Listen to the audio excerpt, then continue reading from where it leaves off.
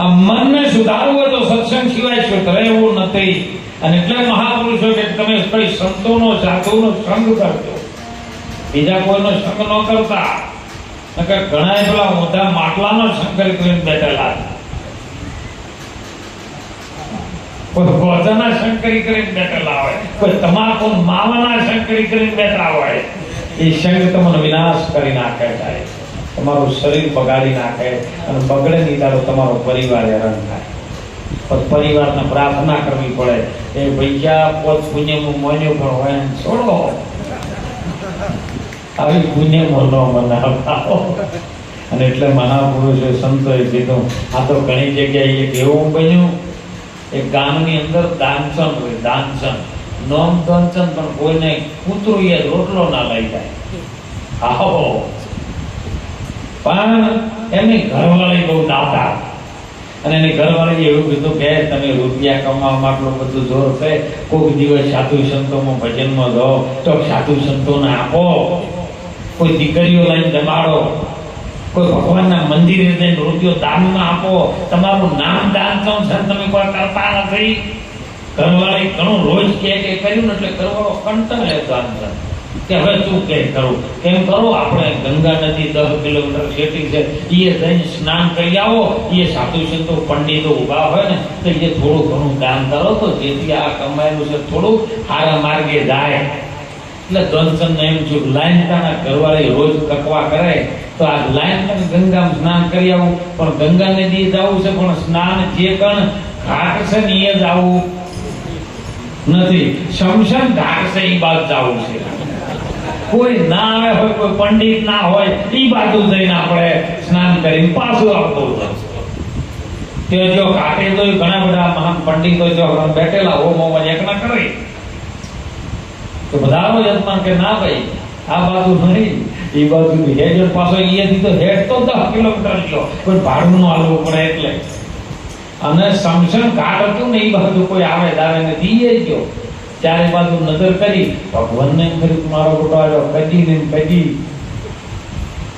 આજે આવ્યો છે, લાય થોડુંક તો અને થોડીક શાન બતાવો. ભગવાન પંડિત નું રૂપ ધારણ કરીને આવ્યા, ઓમઠે હંતે ગયા એટલે ઓની નજર આજુબાજુ પડી ગઈ, શમશાન ઘાટમાં કોઈ છે નહીં, લાવો પાંચી ડૂબકી લગાવી હર ગંગે કરી નીકળી જઈએ.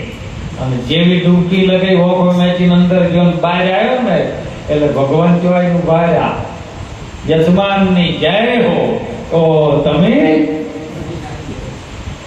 પૈસા પેલી બાજુ ઘણા બધા હતા, મારે કોઈ આવવાનું નતું, રૂપિયો થેલીએ નથી આવવાની, તેમાં આબાદ આવ્યો હતો. તોય તમે હોય કે તમે ચિંતા કરશો, હું સંતોષી બ્રાહ્મણ છું,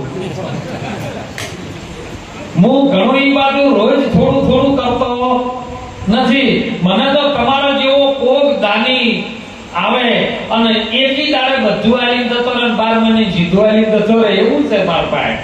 કે જો ભાઈ તમારે જે કરો આપણે 12 મહિના આપણે આવે એમ, એટલે 100 મહિનાનું આવે કે 100 મહિના શું મહિના જ નથી, 15 દાડા 10 દાડા 2 દાડા 1 દાડો આવ્યો કે 1 દાડાનું નહીં, એક કોણીઓ પૈસો મળે વગાય. એટલે આ થેલી તો આ પણ કે થેલી એમ નહીં બાકી રાખવી હોય કો ઉધારમાં રાખવું છે, ફેર આવ્યો ચાલી જાય. હવે ફેર જો અને આવું હતું ભગવાન કે બાકી દાહે હથેલી આપણી બાકી જળ લેવાય, હથેલી બાકી રહી. પેલો તો ઘરે આવતો રહ્યો, બીજા દાડે ભગવાન ની આયુ ભાઈ યજમાન ની જય હો સીતારામ કરીને ભાયા. એટલે પેલો ઘરમાં ખાટલામાં ઊંઝ્યો તો ને કીધું ઘરવાળાને કે જોજે કોકને પોકાર પડ્યો કોણ છે. બહાર ઘરવાળી આવી એટલે ભગવાને કીધું કે કાલે મારા યજમાન ત્યાં આવ્યા હતા, ગંગા નદી ડૂબકી લગાવી, હથેલી બાકી રાખીને આયા, ઈ લેવા આવ્યો.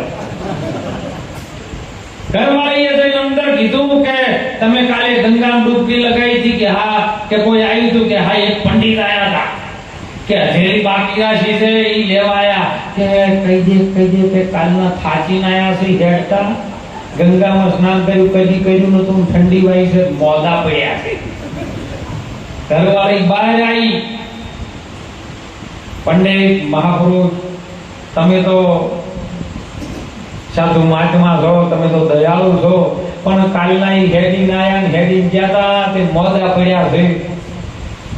પંડિતે કીધું કે મારો યજમાન કદાચ મોદો પડ્યો હોય અને જો કદાચ એવો દુખી મેલે મોદો તો મારું પંડિત પણ ઓલા કહે મારે હવે આદા ના થાય તો કીધો જાવું નથી. કરો ચંપાની તૈયારી હરિહરની. ઘરવાળીએ કળાની અંદર જઈને કીધું કે ઈ તો એમ કે છે કે હવે આદા ના થાય અને જો તે મોઢું ન વતાવી તો જાવું નથી, મારી ફરજ છે. મારો સેવક બીમાર પડ્યો હોય હું જઉં? પેલો કે પસંદ. હવે આયો નાનો હતો ને એટલે યોગ કળા કરતો બાપુ, અને પ્રાણને અધર ચડાઈને એનો મળતા જેવું મળતું થઈ જાય આવી ક્રિયાઓની પાય. એટલે એની ઘરવાળીને પેલે કીધું દનચંદે કે બે ડાચકા મારું, થોડોક અવાજ કરું અને પછી હું પ્રાણ મારી જગ્યાએ ચડાઈ ગયું. ભાઈ મહારાજ ને કે રામ નામ સત્ય થઈ ગયા. મેં અંદર રાડ પાડી, હો બાપા રે, અરે રામા કરી પ્રાણ છોડી દીધો. પેલી ઘરવાળી દોડીને બહાર આવી તો પ્રભુ જમવાની તૈયારી નહીં થાય, હવે જમવાનું મારા જોડે નહીં બને. જેમ કે હાલત દાસકુમારી જ્યાં ભગવાનને એમ થયું દાસકુમારી મારો સેવક કદાચ મરી ગયો હોય તો હવે તૈયારી બધે આજુબાજુથી બોલે હવે તો અગ્નિ સંસ્કાર કર્યા જીવાય ના કરો. ઘરવાળી કે તમે ઓળો હું ગામમાં કહી આવું.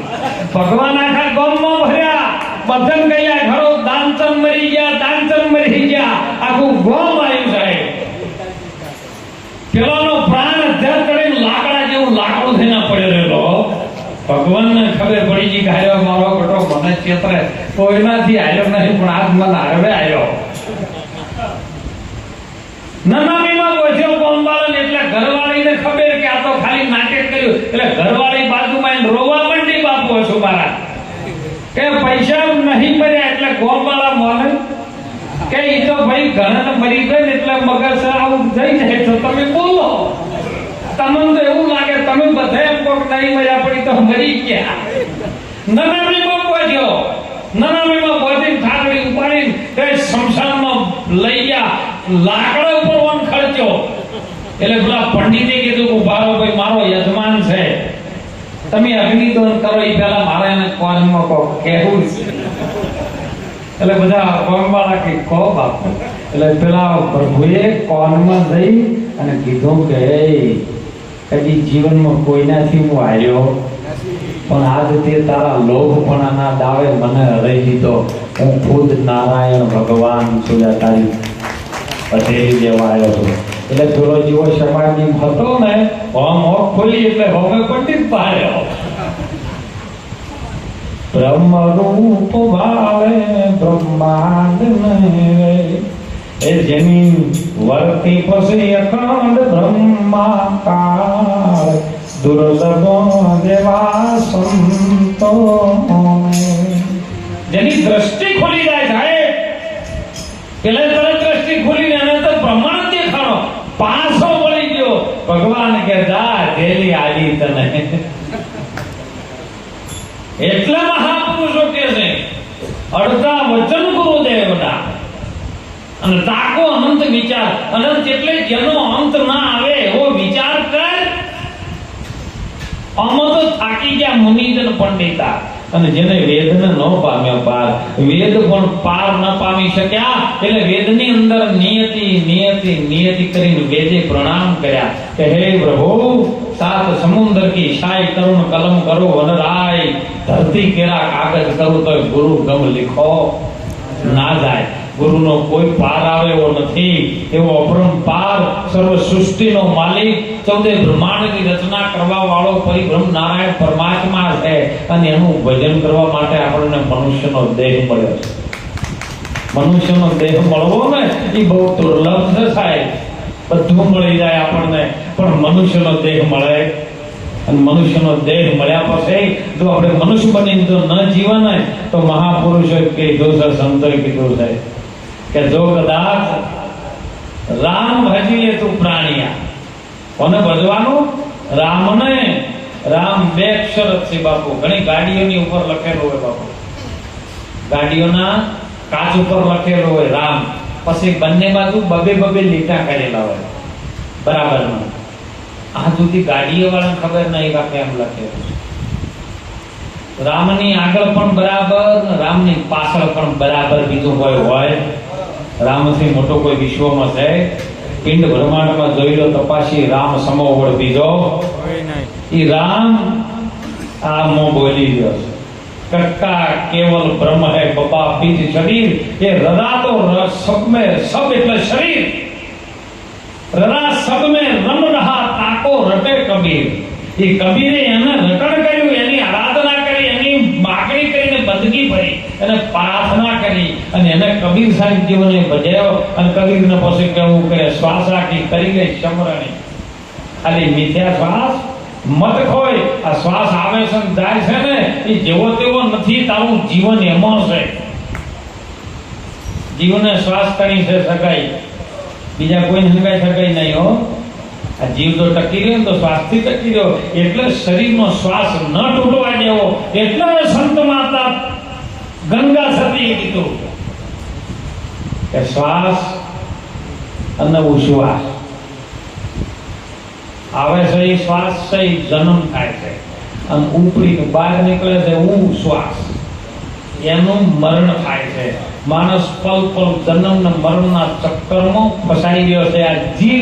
આ જીવની ગતિ છે ગુરુજીની પાસે. બીજો કોઈ પાર પામી શકે એવો? આ જીવનો ઉદ્ધાર કરવો હોય, જીવને શિવ તરફની યાત્રા કરાવી હોય તો મહાપુરુષો કહે કે સદગુરુના વચનની બહુ કિંમત છે. એમાં રૂપડીઓ ભાવો બોલ્યો સાહેબ કે શરીરની હું ખાલ પડાવું, એની મોદડી રૂડી સીવડાવું, એમાં ઝીણા ઝીણા ઈરલા ટંકાવું, એને હોનેરી રંગથી મઢાવું અને મારા ગુરુજીને પહેરાવું ને તોય મારા ગુરુજીના વચનના તોલે ના આવે સાહેબ. વચન એ લાખા વચન તો 14 લોકમાં રમી રહ્યો છે. કયા 14 લોક? બહુ ત્રણ નાખજો શબ્દ. આપણા શરીરની અંદર પેલા 14 લોકોમાં માપવા જાહો તો કોઈ ભારણ તૂટી જાહો, મેળ આવવાનો નથી. પણ તમારા શરીરની અંદર આખા શરીરનું સંચાલન કરેલો એક કે બે, આખા શરીરનું આ સંચાલન કરવા વાળો એક કે બે? એક ને દેવબા. અને સંતોએ કીધું કે હે ભગવાન કૃષ્ણજી જેવા પણ કે અર્જુન આ તું શરીરને ધારીને બેઠો ને એ નહીં, આની અંદર એક તત્વ એવું છે બધું સંચાલન એ કરીને છે આત્મા. નિરામણ બોલ્યા તારી આત્માને ઓળખ્યા વિના લખ 84 ના મટે. આ બધી બ્રહ્મણાની ભ્રાંતિ ભાગ્યા વિના તારા ભવના ફેરા. આત્મા શરીરમાં એક. તમારા શરીરમાં શ્વાસ અને ઉશ્વાસ બે છે ને, બે ભાગ પડે ને. છે એક પણ ભાગ બે પડે. કોઈને ઓહમ સોહમ કીધો, કોઈને શ્વાસ ઉશ્વાસ કીધો, કોઈને હિંગલા પિંગલા નાડી કીધી, કોઈને ચંદ્ર ને સૂર્ય કીધો. એમ આ શરીરમાં બે. આ ત્રણ ભુવનમાં રમી રહ્યો છે. પાતાળનું, પૃથ્વીનું અને આકાશનું. આ ત્રણ ભુવનમાં રમી રહ્યો. 3 4 તો મહાપુરુષો કે મૂળ કમળમાં 4 ચોકે અને તેઓ ગુણપતિ આસન દરિયા. મૂળ મહેલમાં મહેલ થયો તો સંતોએ કીધું ખૂબ સુંદર વાત કરી છે કે ક્યાંથી આવ્યો છે આ. કોઈ આવ્યું ન હોય તો કોઈ મેળ પડે એવો પણ મને નહીં. અમરેટ થઈ જતું એટલે વાત પૂરી નહીં થઈ રહે. એ ક્યું ભાઈ મગજવાનું. અને મગજનો ડોક્ટર ગમે હોય પણ મગજ પાછું ન લઈ શકે.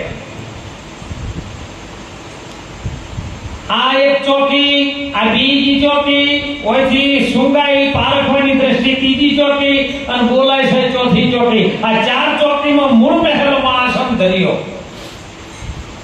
5 તત્વથી જે દેહ બન્યો છે બન્યો. 5 પોતે પ્રકૃતિના આધારથી જે પોત તત્વ છે એના આધારથી જે શરીર બન્યો છે અને પોત શરીરને ચલાવવા વાળો છઠ્ઠો છે મોય પ્રાણ. અને એમાં આરતીમાં આપણે જૂના વખતમાં ગાતા ષષ્ઠી તો નારાયણી મહિષા કેવો મહી શા સુર સુર કહેતા અવાજ મહિષાસુર માર્યો નર નારી ના રૂપે નર અને નારીના રૂપમાં આવ્યો વ્યાપ્યા સર્વેમાં. આ સર્વેમાં એક જ હતો પણ નર ને નારીના રૂપમાં એ ઘાટનો દેખાણો. એ 6 અને ઓમો 7 ચક્ર કીધા બાબુ. ગુરુજીની પણ 7મી ભૂમિકા, કારણ કે 6 ગુરુ દરેક ને હોય. પહેલા ગુરુ માતા, બીજા પિતા, ત્રીજા દયણ જેને આપણ નાવથી જુદા કર્યા એ, ચોથો જેને નામકરણ કર્યું ફૈબા, પાંચમો તમને જે ભણવા માટે જેને વિદ્યા પ્રાપ્ત કરી એ, અને છઠ્ઠા ગુરુ આપણ જેને કંઠી બાંધી અને જેને કોણ ફૂંક્યા એ, અને 7મો સદગુરુ. આ 7 ચક્રાની અંદર, 7 ભૂમિકાની અંદર, 7 સમુદ્રની અંદર, અને આ જગતનો જે વ્યવહાર ચાલી રહ્યો છે ને એ 7 વારમાં ચાલી રહે, 8મો ન આવે. છતાં અઠવાડિયું કેવું પડે, કારણ કે વ્યવહાર છે 8મો. 7 વારમાં તમે વ્યવહાર કરી રહ્યા છો. અત્યારે તો ઘણો આવ્યો જમણવારનું બધું. અને 8મો 5 તત્વ સાથે 3 ગુણ તૂટ્યા, રજો ગુણ, તમો ગુણ, સતો ગુણ. 5 તત્વ અને 3 ગુણ 8. 8નો શરીરનો બનાવ્યો 8. આ 8માં 9મો 9 દરવાજા તારી નવી રમતના, અને 10મા મોલમાં ગો દેખાય. આ 9 દરવાજા 9 અને 10મા મોલમાં કોણ છે? એ 10મો મોલ છે ગુરુનો છે. જન્મ પણ આપણો 10મા મહિનામાં જ થાય.